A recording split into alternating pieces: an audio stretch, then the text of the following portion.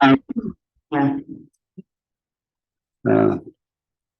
welcome, fellow committee members, welcome staff, welcome auditors.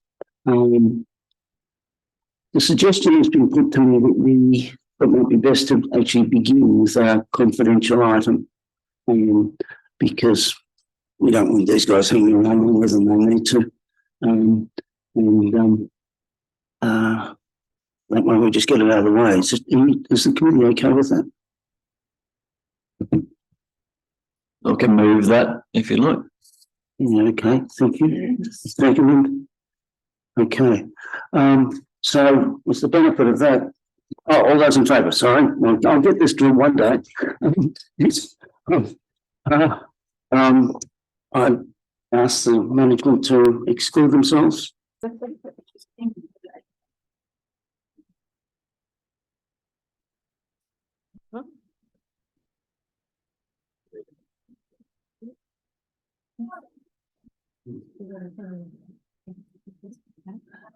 You're on. Okay, beauty. So Tim, we just need to come out of, we haven't done that yet. Come out of the confidential period. So we need to go out. Yeah, please. Thank you. Paul, seconded. All those in favour? We are no longer in confidence. But we have confidence. Okay. That brings us, I believe, to agenda item 2.2, reports from officers. 2.1 is the final external management letter. Is there anything else that you want to say on that, David, before we? Oh, I think you can take it as read, but if there's anything you want to particularly emphasise. The big point will be, the benefit of everyone. The main point is the way the information was received, as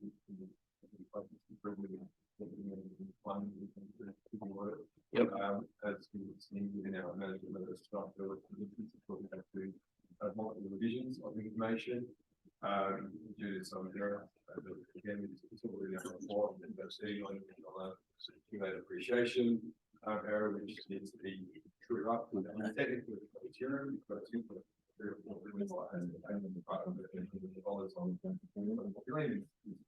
True, quite frankly, the balance sheet, but it's an indication of where there needs to be a little bit more refinement in the review of some of that information, especially given the pervasive nature of assets. So that sort of sets the tone of the thing for our whole, and the funding is effectively the same matter, coming out through reviewing the vision, reconciliation process, and then vision information process. The only other point I'm more attention on is the leave matter, the long service leave or annual leave, sorry. Yeah, that's quite a large amount of leave. I'm pretty sure we've raised this in the past. It continues to be a problem in most businesses and most sectors. Other than compounding increases of wages, and we're seeing quite high wage increases, and so that there are relatively large balance in the balance sheet, and therefore the application of wage increases is going to have quite a large impact. So that's obviously the financial component, but we do like to bring to attention that leave has a purpose. It's the refresh of someone. A lot of functions in the council which are high risk, incredibly high risk. When you're out in field services or on roads or walking trees or whatever it is that you're doing, if refresh and reset doesn't occur, you actually start to increase critical safety related issues as well.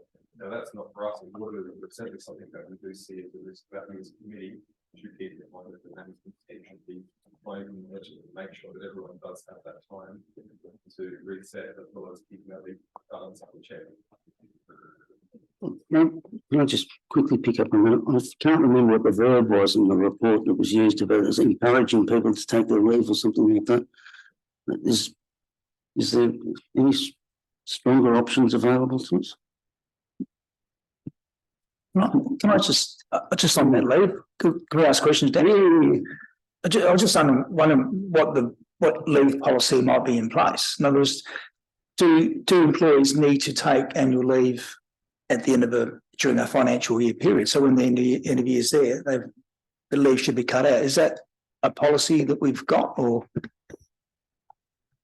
Through the chair, we do have a leave policy as an organisation, and on occasions there will be comms to staff around the contents of that policy, and it's, I guess, not just from a health and wellbeing perspective. It's from the other aspects that David spoke to before, but paramount, it is a WHS thing that we want people to be taking leave. And we have had some discussions internally around this matter, and we will have another go at a proactive campaign encouraging people to take leave. We can get reporting on who has the leave balances and who needs to take the leave, and it is timely as we lead into the Christmas New Year period, where people are more likely, and with the operations not being at the same level that it might be at other times of the year, an opportunity for us to run a campaign and drive people taking some more leave. So there's no requirement for people to take their leave in a particular financial year or calendar year. A strictly like a legislative requirement or something to that effect. Policy or whatever. We have a policy, but yeah, as per all policies, occasionally people are not following policy, but we need to be tougher on that. Yeah, and that was I thought it was either a process to monitor accrued leave and leave when it's actually taking. So that check and balance, I guess, to a degree. So if someone does take some leave, have we got a process in place to make sure that leave's actually deducted from there? Yes, so the leave, as far as the accruing of and then the deducting of when they take the leave, that's all system driven. So as far as those calculators are concerned, it's all part of their time entries. When it gets entered, it automatically comes off their balance, etc. So that's all system driven. Is that reliant on the individual doing that themselves, or is there? Yes, so the individual does it, and then as for example, Jade's leader, she would put that in. It would come to me, workflow. I would approve it, and then obviously Jade would take the leave, and the pay slip would be and the time entries adjusted accordingly. And yeah, if Jade was on leave and had disappeared for a week and I hadn't received a leave request, obviously as a leader, that's my responsibility to follow up on what's occurred on that occasion. But there are checks and balances in that space. And just one more if I can. Do employees need to cut out their annual leave prior to retirement or resignation? They need to actually cut it out so they don't get paid out? No, my understanding is that when people leave for whatever the reason may be, if they have annual leave or a long sleeve balance, it gets paid out to them. Yeah. Okay. Okay. Can I just a follow-up question to Councillor Owens? Is there anything that this committee can do to assist you in this noble cause, such as express concern at the growing leave accruals, or such as suggesting a target? To the latter, we do have a target. As per the policy, I believe it is 8 weeks. With also within the policy of taking 4 weeks a year, but having a balance no greater than 8 weeks. So we do have that. As I mentioned, we have spoken about this internally, and we do intend on running a proactive campaign as we lead up to Christmas. However, if the committee wanted to note something, that would be fine also. I think at the very least, I'd suggest to my colleagues that we conduct some sort of formal monitor of how we're going here. In perhaps not the next meeting, but perhaps the meeting after. It'd be good to just see a couple of graphs about what the leave accruals look like, including for non-service leave. And see what the trend line is. Because I think as a committee, we probably managed to at least monitor this to see whether whether the policies actually work or not. Yeah, I mean, I can only reflect on state government. We had to take our leave out, cut it out by each financial year. And if you didn't, you need to have reasons why not. You had to get approval from your manager to continue your annual leave. You certainly cut your leave out before you retired or resigned, unless there was extenuating circumstances. And you certainly weren't able to build up leave continuously like you might, and time and lose another one. I mean, you can just build that up highly unless there's actually some policy around, you can only accrue X amount of hours or days in a policy, and it's got to be complied with. That's just the questions. I just don't understand why this thing in place. Worried about, which makes it, this is going to make me pretty unpopular, is what the impact of increased working from home is having on leave accruals. Because if no one knows whether you're there or not.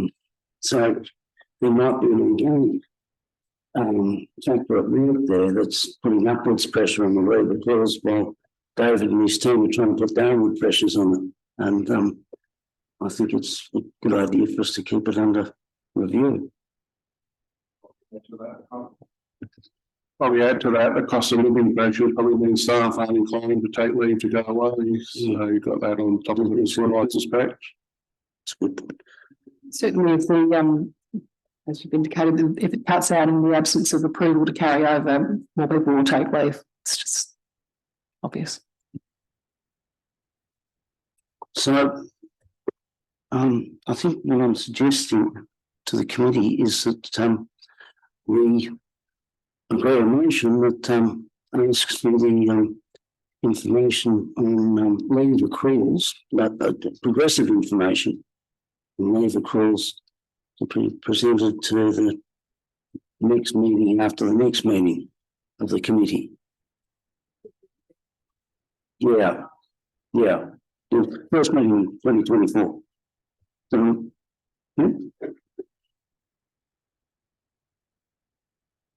I suppose I better move it if I've said it. Yep. Ask for. So would someone like to move it, please? Thanks. Second it. Thanks, Andrew. Okay. Vote. All those in favour? Okay. So that's it indirect. Let's return to the letter.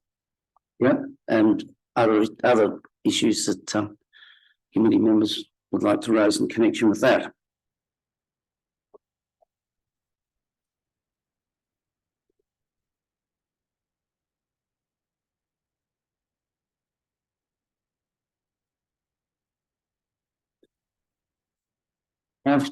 If I can, the process. You made a comment here about the process from going from WIP to assets, and it comes up again later on in the accounts. I assume that's a robust process. Staff are free to participate in this discussion, of course. We're satisfied that the rules for that are certain enough? So through the chair, I think we have good clarity around when and how assets are capitalised. The issue that the auditors referred to in their letter was that there were some time delays of some assets left over from the 21-22 financial year that weren't capitalised until the 22-23 year. As we said in our management response, this was due to the timing of when we went live with our new assets module in Technology One, which created some delays and backlog around the year-end processes for that financial year. That backlog has been cleared up and was cleared up throughout 22-23, and now we've got a very consistent process of capitalising assets once they've been finalised.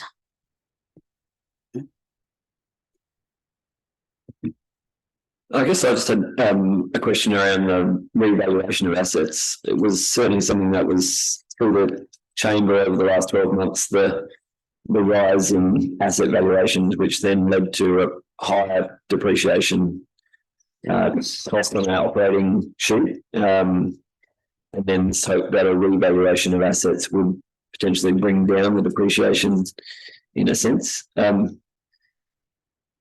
That project seemed like it was a big piece of work. Am I correct in imagining or saying that? And how does that impact this management letter? Is this something that we're going to be seeing in next year as part of the audit process, or is that done? So through the chair, the revaluation, I guess there's two components to your question, Councillor Pritchard. So one was a specific review of useful lives relating to our road asset category. That review looked at the methodology of calculating a useful life, and it resulted in some changes, an extension of useful lives, which eventually ended up in a reduction of annual depreciation of $1.4 million for that particular asset category. We have an ongoing project to look at other asset categories to also review those useful lives and the methodology. Now we know that there's accounting standards that will dictate around reviewing the entire asset class and a range of other things. So this will be an ongoing project where we look at different asset classes. The revaluation of assets is an annual process, and this is where we are seeing some big increases. So this year we used a combination of unit rates and building price index. The building price index that was applied to various asset categories was around 7.5%, which was significantly higher than the previous year and the year before that. The unit rates can vary up and down, and they're more precise in their nature. It's not just sort of a blanket increase, but we don't have unit rates available for all of our asset classes.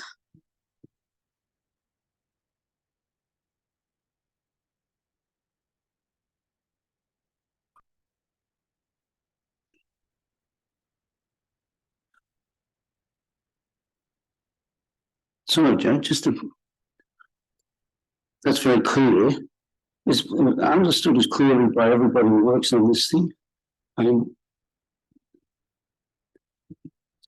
Through the chair, do you mean by staff? Yeah. Yes, that is understood by staff. Okay.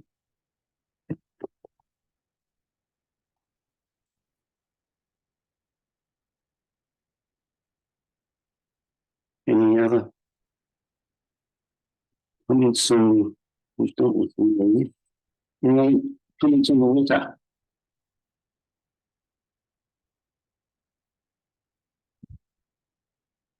If no one else.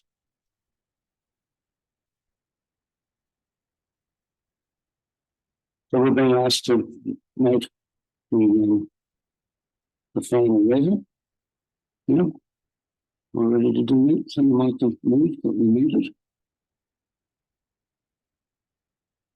Yeah. Second. Yep, Councillor Jones, which is all in favour. Okay, thank you. So our next report is the draft general purpose financial statements for period ending 30 June 2023. And we've been asked to review the draft.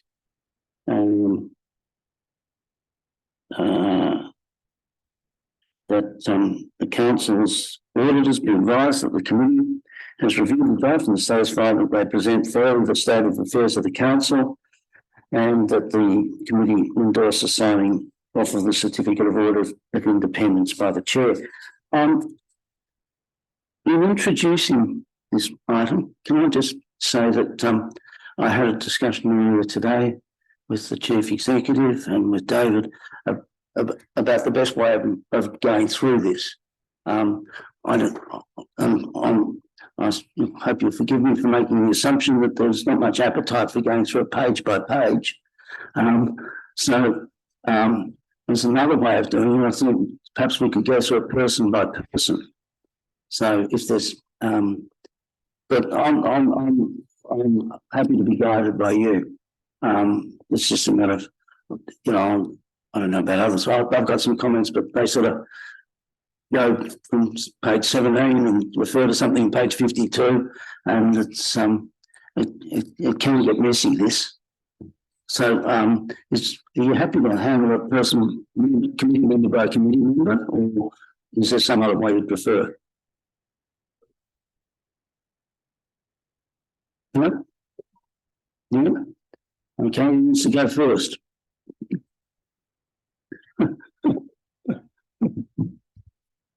Looks like it's been handled for yourself.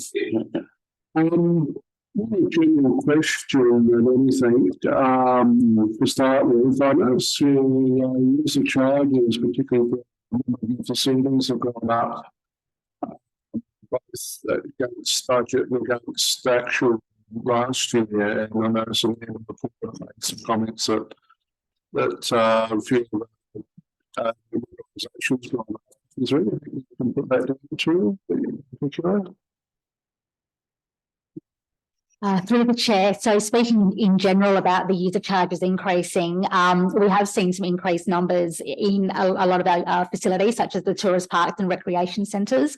That appears to be a bit of an ongoing trend as we look through, the current year financials. Whether that is just due to people with the tourist parks, for example, getting out and travelling more since post-COVID. Same with the recreation centres.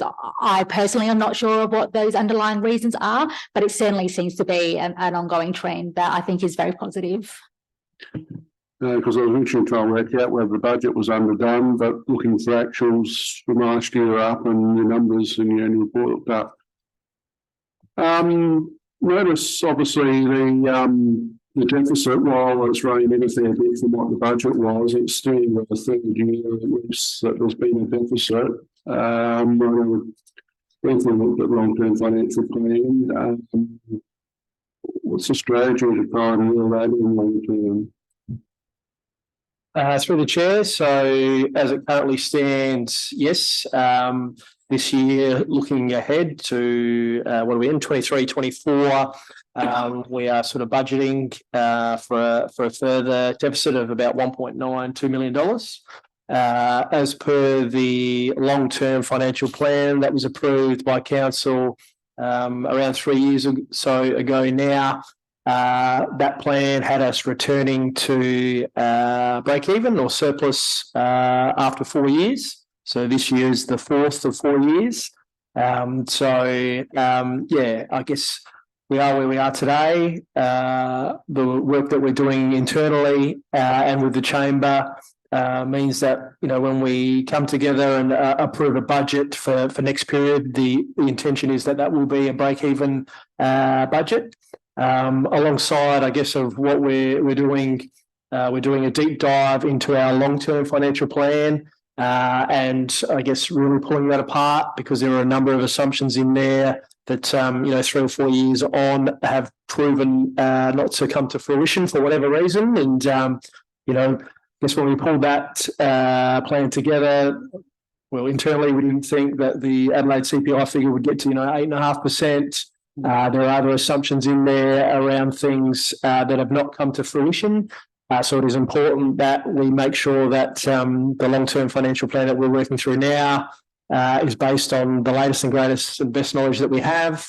It will have ownership from the chamber as well as administration, which will hopefully enforce disciplined decision-making as well. But as far as the plan is concerned, the plan is that we return to a break-even budget in 24-25, which would have been, a 4-year period, which is consistent with our previous long-term financial plan. Thank you for that. Through the chair, can I also add, I guess, some commentary to that? Andrew, you highlighted, I guess, some higher than expected revenues around user charges for us. I think that's actually a positive for us. I've certainly spoken to the administration, and my view is as an organisation, we need to diversify our revenue as much as possible outside of core rate revenue. Our core rate revenue plus grants as a combined revenue source accounts for around 92% of revenue. So I see it as a positive, and certainly initiatives to diversify and increase revenues for fees and charges and other likes would build council's financial resilience and sustainability into the future. The other thing that we've spoken to council about, and David's touched on it, is that long-term financial plan, and we've run at deficits for 7 years. It's getting quite long in terms of being able to sustain that much longer. So we want to make sure that in this council term, consistent with the long-term financial plan principles, we'll agree with the chamber that we do get to that break-even point. And then once we're there, trying to sustain that into the future. So it's a very active discussion, particularly with the elected members. And we've got some ideas and plans in place about how we'll get there. It's really the pace at which we can get there, but certainly the intention is to get it there as quickly as possible and in the term of this council. Thank you for that. I know, just in my travelling on the traps, number of councils during COVID kept rates increases to zero or below, and that didn't adjust any of the expenditure, capital expenditure, when you throw in inflation, you throw in asset valuations, increase in depreciation, that does make it challenging going forward. So it's good to see that they're being tackled. Probably my main 3 points, looking through the finances, say, coming to budget, surprising, ups and downs around the place. September, report the council more closer to actuals, probably what they have. So, it's just some cash in and able to spend, and therefore we would borrow against those grants. Sure, that's just a issue in that respect. That's probably the questions I had at this stage.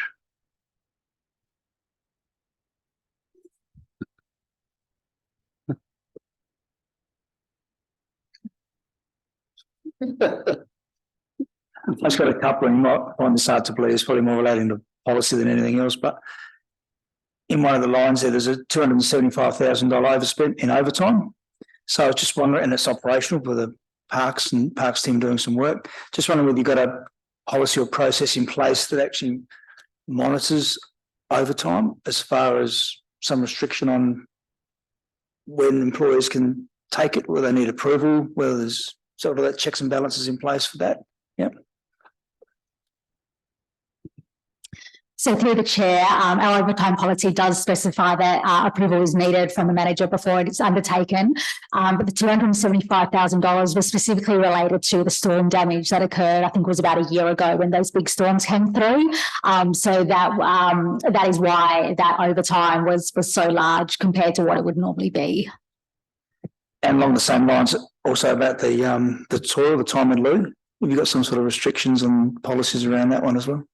So through the chair, again, time in lieu has to be approved by the manager before it's accrued, and then it needs to be taken, prior to annual leave and other forms of leave being used. Okay.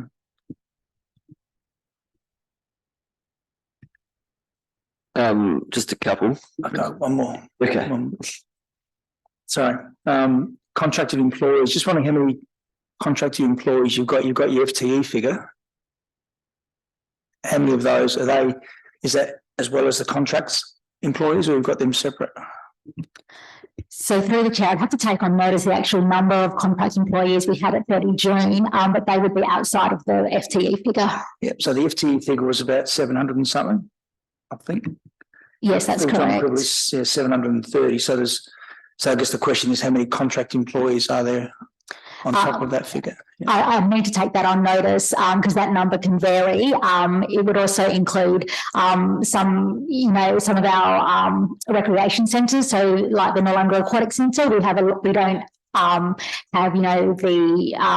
lifeguards employed as staff here. We get them all through agency. So the contract employee line would include some ongoing staff for specific roles, and then there would be those that are either backfilling existing staff vacancies or fulfilling a particular skill gap that we don't have as a council. Yeah, and that's totally understandable. I guess what I'm alluding to is where there's any contracted positions that are ongoing, we probably should have it in lieu of having an FTE, that's all.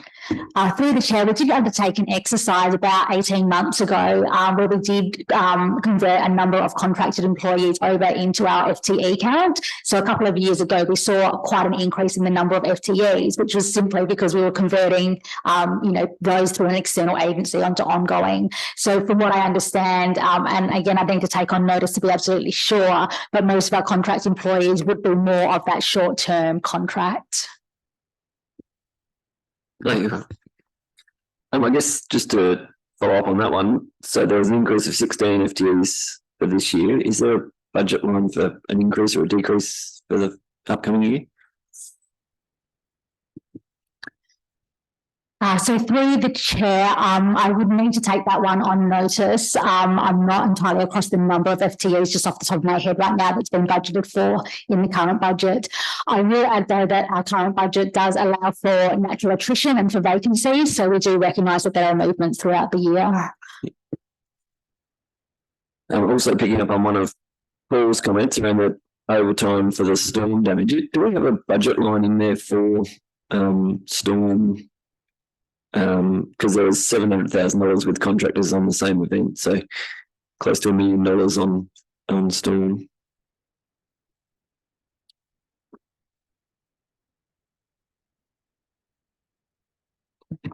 So through the chair, we obviously didn't have an original budget line for the storm because it was unaffected. But through our budget reviews, we were able to identify some savings, and we effectively created a separate project to capture those costs, which were reported through as part of a budget review. I guess the net cost was not an increase in terms of our total budget, but it was a reallocation of costs in that division. There was no reallocation of budget. And I guess do we want to add a budget line going forwards around trying to cover the sort of the unknown, which is always a challenge. Last question is just around the found assets. So it was $11 million, I think, from the last financial year. I'm not sure if that's a usual amount. I know I did ask a question in chamber about this as well, as to whether we're going to keep finding assets and having to wear the cost. So the found assets, so you're correct, it was around $11 million that we recognised at this financial year end. That was a bit of a catch up from assets from the last couple of years, partially because of the move to the one council system that I mentioned, which meant that some of our year end processing for 21-22 were delayed. Found assets are generally stormwater assets, and they'll generally be identified if there's, particular development works or something going on, and we identify that there's, stormwater pipes that need to be allocated to our records. So it's not sort of an annual thing that would happen, but that's not an unusual number to come up, every few years.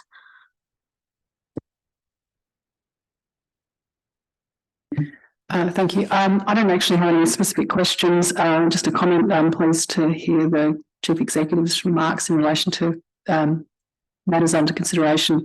And also just in terms of the prior discussion with the chair around potentially next year, us providing management with some questions in advance. I know there are a number that you're taking on notice, and certainly has been helpful in some other councils. If there's some, a deadline given, lunchtime Tuesday, can you come back with us any queries?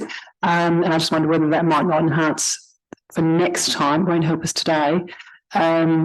Without that precluding us from then asking questions on the day. This is not meant to be a binding, but I think it might be helpful. I haven't got anything, there's nothing I'm going to add that's going to improve on this, but I just thought there's a lot there that you will always have to field questions about. It's very difficult to turn up and be across it all. So that's all. I thought this was a really sensible idea, and I think it may be wise for us to limit it. Yeah, it's an obligation on us, not on management. Yeah, and so if we're prepared to take that obligation upon ourselves, then it's probably best to formally record that fact. I would have thought. Yeah, so it would go something like, I imagine, the committee resolved that for next year's financial statements presentations, that provision would be made for questions and comments to be notified to the management in advance. Yeah. Obviously, the assumption is the papers come out, on time, and there's time to do that. Yeah. It's uncommon. I use the word provision advisedly because it's, doesn't stop you from raising things on the day either. Is that all right? Yeah, we've through the chair, administration are very supportive of that. And I guess not just for this special council meeting around the financial statements. We, like we did today, we have a pre-committee meeting with the chair. And historically, I guess the point of that meeting has been that the papers have come out. There's 3 or 4 days before for that meeting. Any questions are emailed to the chair, and then we talk about it in the morning, because if we have these questions in the morning, we can address it by the afternoon. So very supportive of undertaking that for all meetings going forward. How are we going to go for the vote? Just added it to this lot, so when we move the whole lot, we can move it. Oh, okay, so Yeah. we'll move that when we move all the other things at the end. I've got a few, try and remove some of them. Grant revenue, as we know, there's 2 qualitatively different sorts of grant revenue we receive. There's the grants commission, and then there's grants for specific projects. It's not distinguished in the accounts, and I assume that that's a matter of standards and that we have no capacity to make that distinction, even if we wish to, in the presentation. So through the chair, that's correct. We would just recognise it all as grant revenue. Yeah. In no particular order. As we know, depreciation represents a very significant expense for the council. If depreciation means anything, it probably means your maintenance expense should be something in line with your depreciation expense. What is the situation with that?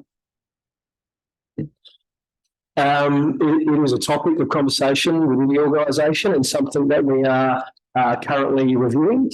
However, it's fair to say that the depreciation expense of recent years, as it currently stands, is materially more than what we are spending on asset renewal. Yeah, and at the same time, the asset pool is growing, another $60 million. So the depreciation expense is growing. So presumably, the delta between that and the operating expense is getting greater. Is the way out just to add another 50 years to the life of the roads? There's got to be some solution to it. Yeah? I mean, I'm not suggesting that council, proper financial management would see doubling operating expense on maintenance, but you see what I'm getting at, in a way the accounting presents a sort of distorted picture on that basis. I think I'm only allowed to ask questions at this point, am I? Do it. So is that, do we have any kind of thoughts about what remedies might be available for something like that? Through the chair. So we, as I touched on in my last response, it is an exercise that we've recently kicked off, and we're putting together all the information around what our budget is, what we spent last year on both depreciation and asset renewal, were there any outliers, what are our carry forwards. So there's quite a few considerations. So we're pulling that together and almost have that finalised. And then we're going to have a look at the categories where there are those big variations to make sure, one, are we comfortable with the amount of money we're spending on asset renewal in those categories? And 2, is the depreciation of those asset classes consistent with reality? So that's an exercise we are working through. Well, it's the latter that particularly concerns me, because we recover that cost in cash, mostly in the form of rates. So it's, at one level, it's a bookkeeping entry, but at another level, it's very serious, because we need to keep putting up rates to recover the expense. And if we're not spending the money on maintenance, it's not a real expense. So. But it is a real future liability if you're not spending it. You just. Well, it is and it isn't. I mean, the maintenance roads are still in place, aren't they? I'm not sure. A couple of less important things. This might be one for Jay. We've got in this variance statement net gain of 1.183 million from SRWRA. Should I be able to find that number in note 2F? Because that's the other income note.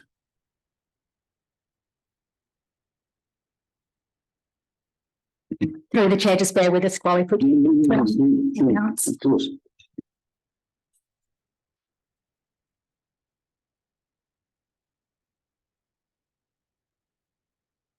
I see through the chair, there isn't actually a specific note relating to that line item, which is why it's not contained in note 2F.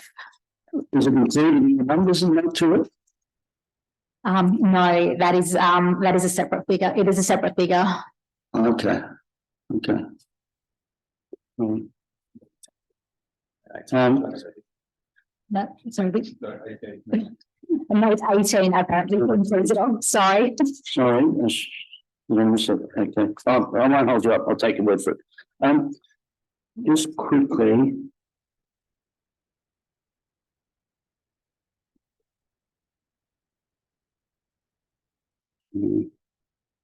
Let's keep the bubbles. Well, on my earlier comment, it's interesting, isn't it? That's a question. In the statement of cash flows, we've got expenditure on replacement of assets of $38 million. Now, 20 million was expenditure on new and upgraded assets. And elsewhere, it stated $60 million has gone into the asset pool. Yeah. So those numbers should reconcile. In terms of the movement between WIP and capital, that won't necessarily align to the capital, the cash flow statement on new items. Yeah. And that's because of the catch up that we did in capitalisation of assets from the prior financial year that I mentioned earlier. Yeah, okay. Yeah. Note 1, under borrowings, we've got these payable account where principal which represent the present value. I assume the discount rate is the same as the interest rate, is it? For the purposes of calculating that net present value?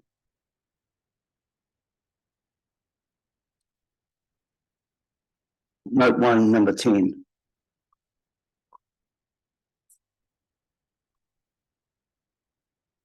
And the point of the question is, should we be, if it's not, should we be saying what discount rate we are applying?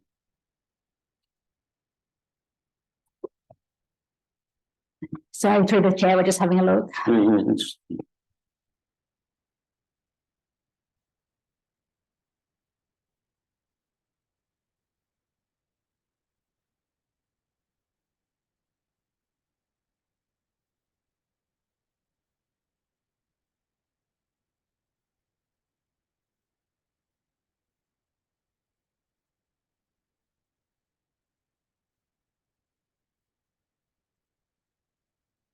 Through the chair, but yes, you're correct. That would be the interest rate.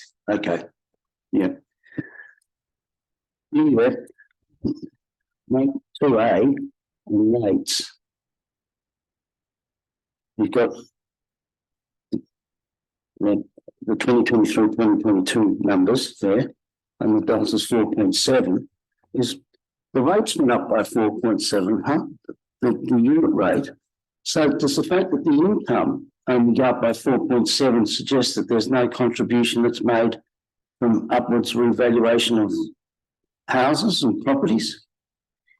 Through the chair, that is correct. Increase in property valuation, so increase the amount of revenue that council collects. So when we calculate our rate increase, we take our total rate pool or total amount of rates, and then we increase that by the 4.7%, and then backwards calculate who pays what out of that total pool. Okay, that's a revelation for me. Thank you. Now, on the same note, sorry? That revelation happened before.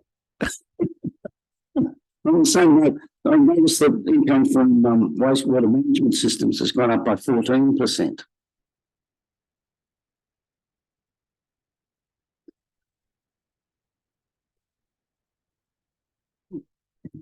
So through the chair, our revenue for the community wastewater system is modelled externally by a third-party consultant based on what the expenditure is going to be, and then applying, I guess, a full cost recovery method, which, as you're aware, is not currently a full cost recovery because we also rebate it. Okay, thank you. On note 2H, the bottom of page 57, my page is page 18 of yours, I suspect. There's a comment there, as a result of developments within the council area, assets are gifted to the city of Onkaparinga. given our issues with depreciation, do we ever turn away some of these gifts? Through the chair, I don't believe that is an option, but yes, it certainly impacts on our depreciation and also on our maintenance budgets. Right, okay.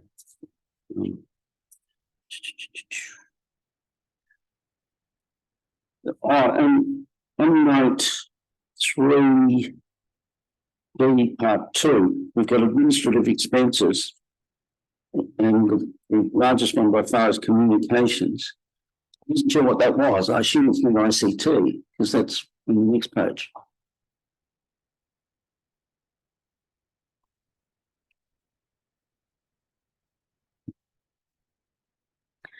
So through the chair, we're just having a quick look to confirm what that does include, but I would say that that would be all of our mobile telecommunications, our online communications, and those sorts of activities.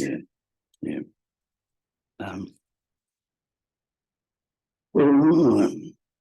Well, one final one, if I can. Unit 6, part A, refers to the council rates postponement scheme. What's that? So through the chair, there's 2 postponement options available for ratepayers. So the first one is the seniors postponement scheme, where people holding a seniors card can elect to pay only $500 of their annual notice and postpone the rest to be paid really when the property sells. That also incurs an interest rate, but the postponed rates portion refers to those amounts that have been deferred for payment. We also have postponement available for people who are in financial hardship.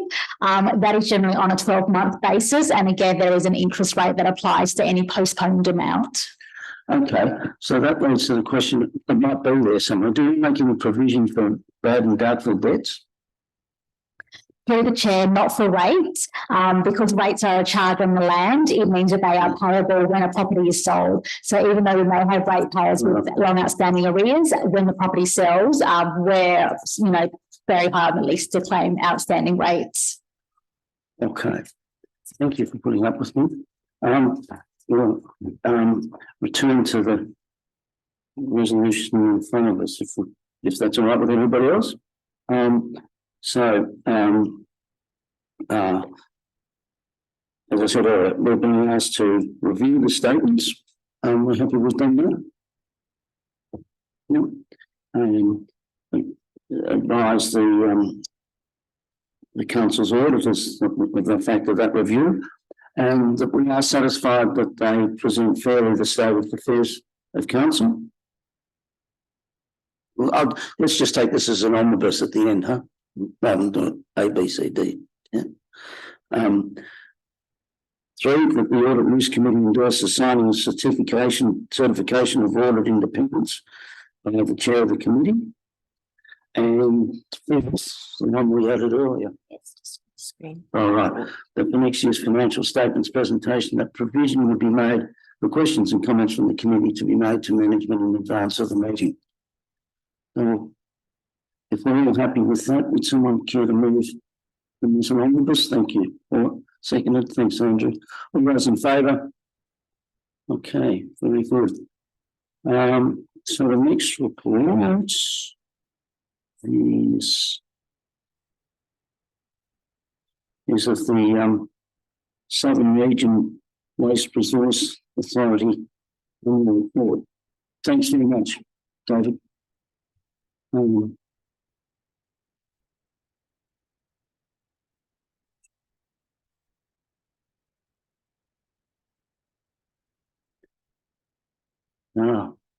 Yes.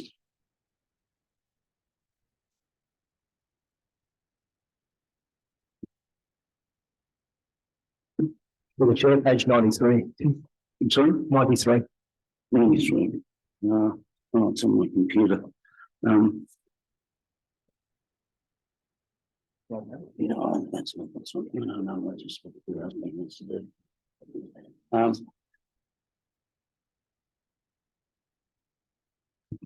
So we're being asked to note the annual report for the authority on the basis that it will be included in the council's annual report. Yeah. I assume that's usual practice. Yep. Is everybody? I just, do I need to declare, I don't think I need to declare a conflict, given that I'm on the regional waste board. We probably need to declare a conflict when we're on the boards. No, I wouldn't have thought so, no. Is there any discussion on this?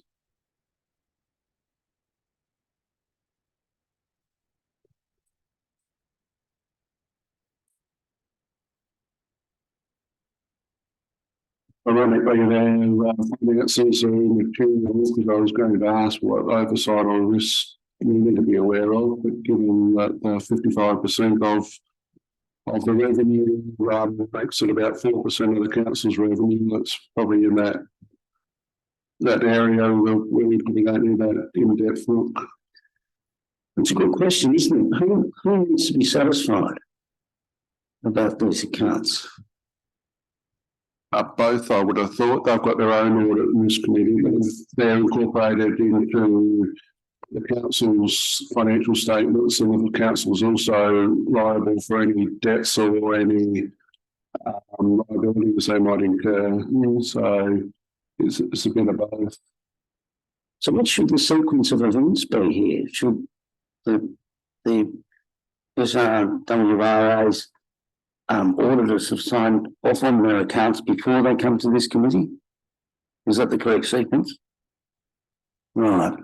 That's normal. Yeah. I should indicate I'm on the city on Holdfast Bay, and obviously that comes to that as well. It's the same. It's by the time it gets to the council, it's already gone through their internal independent board process. But you still look at it from that perspective of what's the residual issue for council as a whole, rather than that entity as such.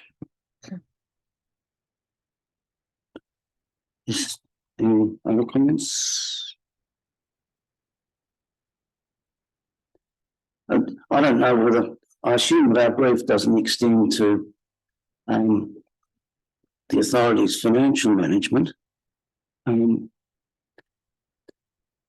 to be doing quite well in accumulating a few assets. Will be disbursement could be considered from time to time, could it not?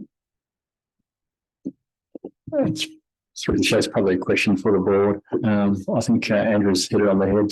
These accounts really reside firstly with the board. Yeah.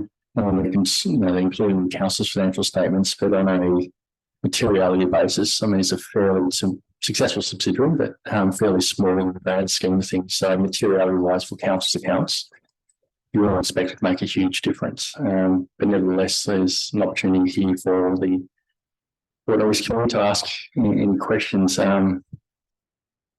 So I imagine that the sequencing as it should be, that these accounts have already been to that board and they've signed off on it, and etc. Yep, I'm seeing some nods there, Chair. And just so I understand the process, if council thought that there was scope for them to make a disbursement, council would communicate that view directly. We wouldn't have a part in that. Typically for the boards would be the ones to make the decision about any disbursement or dividend. Obviously, as a shareholder, we could express views to the board, but the ultimate decision of a dividend would be a board matter for the company. So that would be Councillor Pritchard who would have courage of that, I imagine. As the council's representative on the board. Yep. Okay, so the relevance being that that's not something for us. Right? Okay, so that just brings us to the would someone care to move that we note the annual report and the fact that it will be included in council's annual report? Yeah, happy to. Yeah. Thanks, Andrew. Seconded. Yep. Thanks, Councillor Yeomans. All those in favour? Yep. Carried. So that brings us to 2.4, the City of Onkaparinga draft annual report. We're being asked to receive and note the annual report as provided in attachment 1. I'll throw it open for discussion.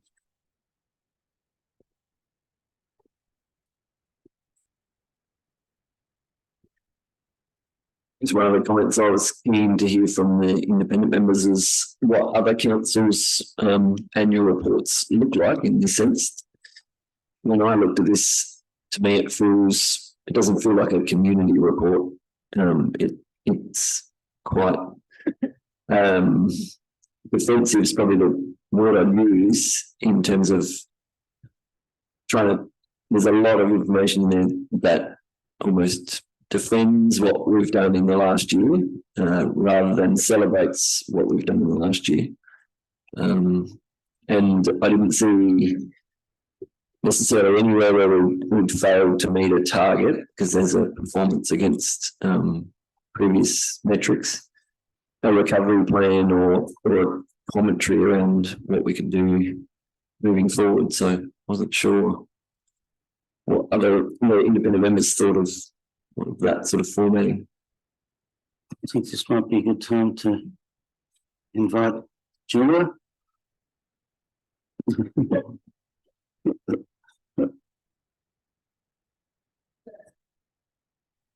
Well, I guess two parts. Just my first annual report in terms of we'd like to hear what other independent members have seen from other councils, and then in terms of the way we've approached the report.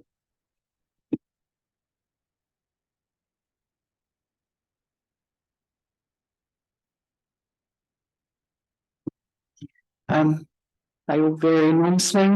Some are more celebratory, some are more factual. I think it's a form and substance issue to some extent. The question that's probably more on my mind is what our role as this committee is in it. And obviously there's the financial aspect, but it's more a case of what do you want it to be? I mean, obviously there's some aspects that need to be in it, but they're all so different. Yeah, and it can be an opportunity to set expectations and manage them and obviously celebrate and address issues, but there was nothing in this that made me go, oh, this is so fundamentally different from anything else. It is just what it is. It's the style that I guess is built up, and I'll leave the rest to.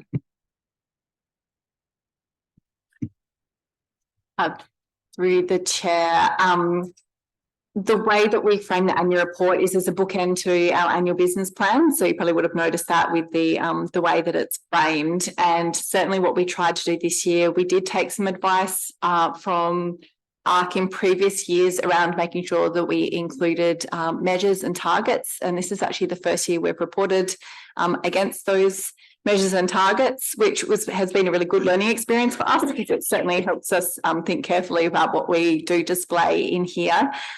In terms of the tone of the writing, I guess we try to keep it in line with our other documents, but it's interesting that that's the way it's come across. So we'll certainly take that on notice. Certainly the letter from the mayor is probably the thing that is aimed at community, and as a way of saying, look, we promised you that we would deliver these things and here's what we have achieved, and a lot of the other commentary in there is sort of context in what's happened in the year that's within and outside our control. But there's, as you were saying, there's many different ways that the information can be presented, and certainly keeping it community friendly is something we can keep in mind moving forward. Through the chair, I might just add, Councillor Pritchard, that we do include a snapshot, which is that A3 piece that is meant to be a little bit more user friendly. So I suppose that's one challenge as public servants right across the public sector, is try and prepare reports that people want to read. And it is inevitably a really uphill challenge to actually provide something, because I do not know many people that would read their council's annual reports. But we often, so the snapshot is one tool that we try to use to make it a bit more engaging. But this is not obviously not completely set out in graphic design. So there will be some information that you'll see in text that will be graphic design in a way that's a little bit more user friendly. So, but we can certainly, if you found the style defensive, we're happy to look at that and making it less defensive and more celebratory. And then we'll get complaints about patting ourselves on the back too much. But anyway, that's just the nature of it. No, but we're certainly not defensive. Can I just offer a couple of enhancements? Page 175, you mentioned section 23. Maybe put something in there about what that refers to, the Aboriginal Heritage Act, as opposed to section 23 authorisations. That and on page, the same page, sorry. The coastal adaptation decision-making framework, and you talked about community engagement, sort of on the lines of what Councillor Pritchard was talking about. I mean, I went to one of those face-to-face things, and I think you could probably make that, you're actually doing, it's not just a your say thing, you're actually going out and about and really engaging, and the one I went to was really, really well received. So I don't think there's anything wrong with puffing your chest out a bit, and we're doing this sorts of stuff. Page 187, you've got all the meetings and that. I didn't get a berth on that, so maybe I didn't turn up to any meetings or not. I want to put my name on that one. And just that last one, on page 204, you mentioned that there was a one female, 4 male directors. I think we had, was it 1 and 4, was it, for that year? Because one was acting. You got the names, you got the executive management team, and then in the spreadsheet you got directors 2 female and 3 male, and I think you might have just had the 1 and 4. That's all. Yeah, because Julie's. Yeah.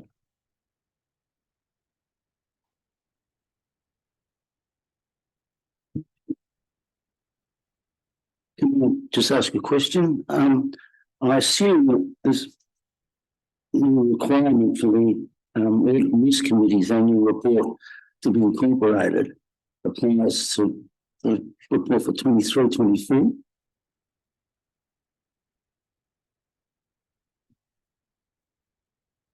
Where does that sort of requirement come from? It seems to me to be completely bureaucratic. Yeah, through the chair, that was a requirement that came through the local government statutes reform bill. And you're correct that it will come into place as of 23-24 annual report. Chair, can I just ask, I mean, it's not atypical for audit committees to do annual reports, but I'm going to ask the team a question without notice, but I'm assuming that's not in our annual report per se, it's an annual report to the council of the activities of the ARC. I believe looking at the requirement that it is actually a written report to go into the annual report. Well, that I agree with you then, Chair. That's a good observation. I'll be proposing we have a record of attendance of meetings, and never just about do it, I would have thought.